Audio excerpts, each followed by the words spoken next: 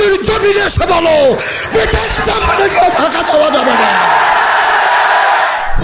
আবু সাইদের সেই বুক পেতে দেওয়ার মাধ্যমে, মুগ্ধর পানি পানি বলে চিৎকার করার মাধ্যমে যেই স্বাধীনতা বাংলাদেশ অর্জন করেছে, এই স্বাধীনতার সূর্যকে আর ডুবে যেতে দেওয়া হবে না। প্রয়োজনে জীবন দেব, ঈমান দেওয়া যাবে না। প্রমাণ করে দিতে হবে বাংলার মুসলমান স্বাধীনতা আনতেও জানে, স্বাধীনতাকে পাহারা দিয়ে রক্ষাও করতে জানে। সীমান্ত এলাকায় ইসলামী আন্দোলনের যারা নেতা কর্মী, তারা বারবার রাজ্যকে পাহারা দিতে হবে, পরাজিত শক্তি যেন চট করে ঢুকে না যায়। আজও বাংলাদেশে যারা জেল প্রকোষ্ঠে ঢুকে ঢুকে মরেছে, যারা জেলখানে এসে থেকে বের হয়ে দেখেছে তার স্ত্রী অন্য ঘরে চলে গেছে, যে মানুষটা এসে দেখেছে তার আব্বা নাই, তার আম্মা নাই, যে মানুষটা নিজে লাশ হয়ে আর বাংলার কবরস্থানে ঘুমিয়ে আছে, তাদের একটাই অপরাধ, ওয়ামা লাকামু মিনহুম ইল্লা আইয়ামিনু বিল্লাহিল আজিজিল হামিদ। আজকে দীপ্ত শপথ নিতে হবে, আজকে দীপ্ত শপথ নিতে হবে। শিশাডালা প্রাচীরের মতো ঐক্যবদ্ধতা তৈরি করে জানিয়ে দিতে হবে, আমরা জানি এই পথে চলতে গেলে মামলা হবে, হামলা হবে, জেল জুলুম নির্যাতন হবে, প্রয়োজনে জীবন দেওয়া যাবে, ঈমান দেওয়া যাবে না। রাজি আছো কি না? তুলে দিচ্ছি। আল্লাহ ডেকে বললেন, ও ফেরেশতারা, আমি একটা কওম, আমি একটা সম্প্রদায়, আমি একদল মানুষ বানাতে চাই যাদের পরিচয় হলো তারা আমার খলিফা। সুবহানাল্লাহ বলেন। ফেরেশতারা বলল, বানাবেন না। এর আগে জিন বানিয়েছেন, মারামারি করলো, কাটাকাটি করলো, ঝগড়া বিবাদ করলো। মানুষ বানাবেন এমনই করবে, মারামারি করবে, কাটাকাটি করবে, ঝগড়া বিবাদ করবে, রক্ত বহিয়ে দেবে, জুলুম করবে, নির্যাতন করবে, আয়নাঘর বানাবে, মানুষ গুম করবে। মানুষ বানাবেন, ক্ষমতায় একবার যেতে পারলে আর ছাড়তে চাইবে না, ভোটের বাক্স নিয়ে উঠা দেবে ভোটের বাক্স নিয়ে উঠা দেবে এই কারবার আছে নাকি নাই?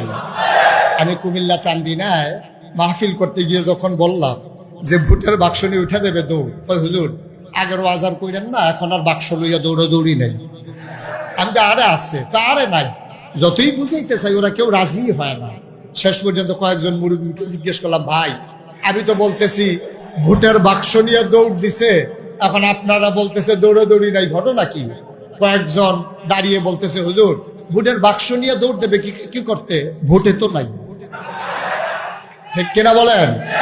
ভোট থাকলে না বাক্স নিয়ে দৌড়াদৌড়ি, আগে যাইতে তো কারবার শেষ, আমি দামি তুমি, এর ভিতরেই নির্বাচন শেষ, সুতরাং বাক্স নিয়ে দৌড়াদৌড়ির দরকার নেই। ফেরেশতারা বলল, মাওলা রব্বে কারীম, মানুষ বানাবেন না, মানুষ বানানোর কোনো দরকার নাই, আমরা ফেরেশতারা আপনাকে ডাকার জন্য যথেষ্ট। আল্লাহ তাদের যুক্তি মানলেন না, বুদ্ধি শুনলেন না, তিনি বুদ্ধিপূর্ণ জবাব দিয়ে দিলেন। আল্লাহ বলেন, ইন্নী আ'লামু মা লা তা'লামুন, আমি যা জানি তোমরা তা জানো না। বলেন সুবহানাল্লাহ। মানুষ বানানো হয়ে গেল।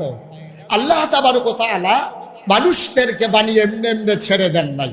কোন পথে গেলে জান্নাত, কোন পথে গেলে জাহান্নাম, কোন পথে লাভ, কোন পথে লোকসান, কোন পথে ভালো, কোন পথে মন্দ, কোন পথে কল্যাণ, কোন পথে অকল্যাণ, কোন পথে শিরক বিদআত, কোন পথে তাওহীদ রিসালাত, কোন পথে কুফর আর কোন পথে ইসলাম জানানোর জন্য যুগে যুগে মানুষদের মাঝ থেকে যাচাই করে বাছাই করে করুণা করে দয়া করে মায়া করে একদল উত্তম চরিত্রের মানুষ, যাদের গুনাহ নাই, গুনাহ হওয়ার সম্ভাবনাও নাই, এমন একদল মানুষকে আল্লাহ আমাদের জন্য নবী এবং রাসূল করে পাঠিয়েছেন। বলেন সুবহানাল্লাহ।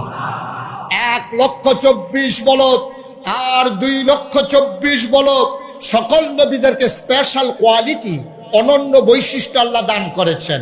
আদমু সফিউল্লাহ, নূহ আদমের সানি, ইব্রাহিম খলিলুল্লাহ, ইসমাইল জাবিউল্লাহ, মুসা কালিমুল্লাহ, ঈসা রূহুল্লাহ। সুলাইমান নবীরে দিলেন রাজত্ব, দাউদ নবীরে দিলেন সুন্দর কণ্ঠ, ইউসুফ নবীরে দিলেন সুন্দর চেহারা। এখন প্রশ্ন হলো, যেই নবীর ব্যাপারে আল্লাহ তিনটা উপাধি দিলেন, তিনি রাহমাতুল লিল আলামিন, তিনি ইমামুল মুরসালিন, তিনি খাতামান নবিয়্যিন।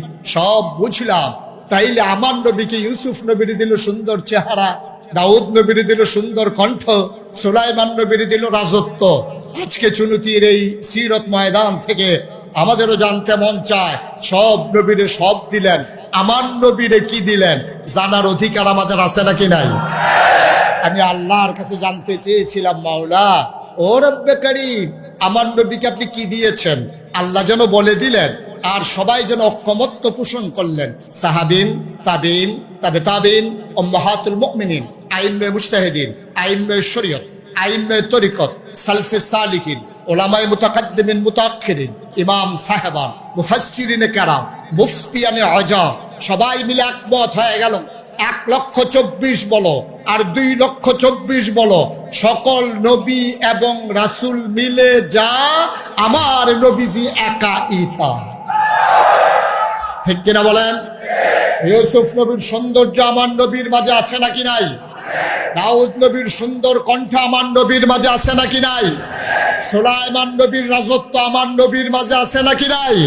তিনি ইমামুল মুরসালিন, তিনি খাতামান নবিয়্যিন, তিনি রাহমাতুল লিল আলামিন। বলেন সুবহানাল্লাহ।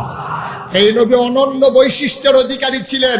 এই নবীকে আল্লাহ তাবারক ওয়া তাআলা পাঠিয়ে আমরা যখন জানতে চাইলাম, মাওলা ও রব্বে কারীম, আপনি নবীকে কি হিসাবে পাঠালেন?